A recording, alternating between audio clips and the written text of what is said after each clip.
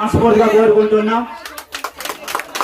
అలాగే కాసేపు మనకి ఎంత గ్రాండ్ గా చేస్తున్నాం అంటే మనకి సంఘాలు ఇచ్చిన దాతల పేర్లు కూడా ఒక 5 నిమిషాలు సరళం అవుతుంది. అందరూ ఓపికగా ఇక్కడ ఉంటే వాళ్ళందరూ కూడా ఆ సిద్ధి వినాయక ఆశీస్సులు ఉంటాయని మనస్ఫూర్తిగా కమిటీ ద్వారా కోరుకుంటున్నాం.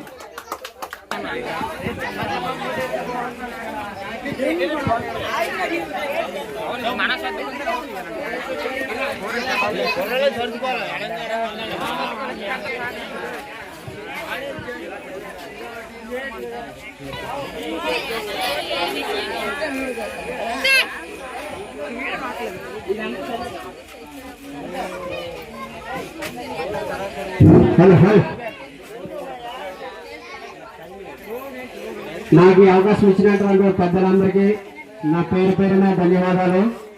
ఇక్కడ మనం శ్రీ శ్రీ వరసిద్ధి వినాయక మహోత్సవం జరుపుకుంటున్నాం. ఇంత గ్రాండ్గా జరగడానికి కొంతమంది విగ్రహదాతలు గంధం డబ్బులు ఇచ్చారు. ఇవన్నీ ఒకసారి చదువుకుని వినండి, జాగ్రత్తగా వినండి, శ్రద్ధగా వినండి.